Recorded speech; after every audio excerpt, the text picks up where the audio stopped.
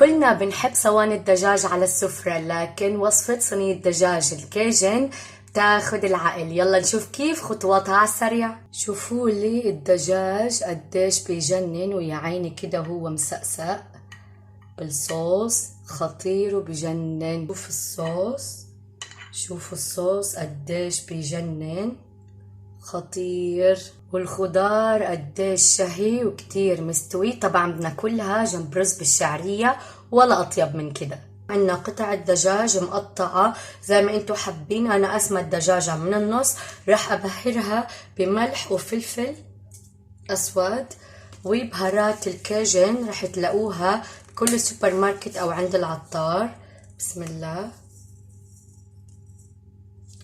وراح نضيف كمان هنا 3 حبات من الثوم المهروس مع حبة ليمونة كاملة. بنتبل قطع الدجاج كتير كويس من تحت الجلد ومن جميع الجهات. مش قادرة بجد اوصلكوا الريحة. بطاجن عنا كل الخضار اللي ظاهر قدامكم. عنا الطماطم، البصل، الجزر، الفلفل الرومي الاخضر، البطاطا العادية، البطاطس يعني، والبطاطا الحلوة. رح اضيفهم بالطاجن. بسم الله الرحمن الرحيم زي ما واضح قدامكم. وراح ابهرهم بنفس التبهير اللي احنا بهرنا فيه الملح والفلفل وبهارات الكاجن.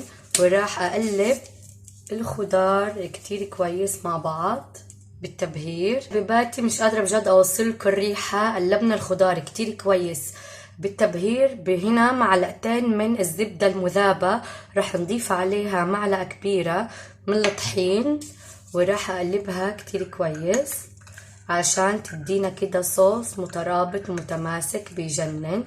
راح نضيف اول شيء كوب من المية عشان كده يعملنا الصوص ويدي تبخير كده للدجاج. بسم الله. وراح نضيف قطع الدجاج. بسم الله الرحمن الرحيم زي ما واضح قدامكم بكل التبهير اللي جواتها. واخر خطوة بنضيف صوص الزبدة مع الطحين كده. بسم الله. اول شيء بنضيف فوق الدجاج عشان يديها نكهة كتير طيبة كده، ويحمرها بطبقة الجراتان الذهبي، ونحط كده على الخضار. بسم الله من جميع الجهات.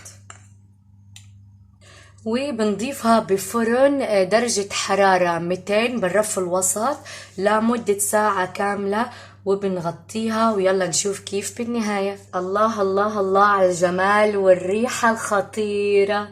يلا ندوق كده ونجرب مع بعض. شوفوا لي الدجاج قديش بيجنن، ويا عيني كده هو مسقسق بالصوص، خطير وبجنن. بتمنى يا رب تعجبكم وتجربوها. تحياتي لكم كتير. باي.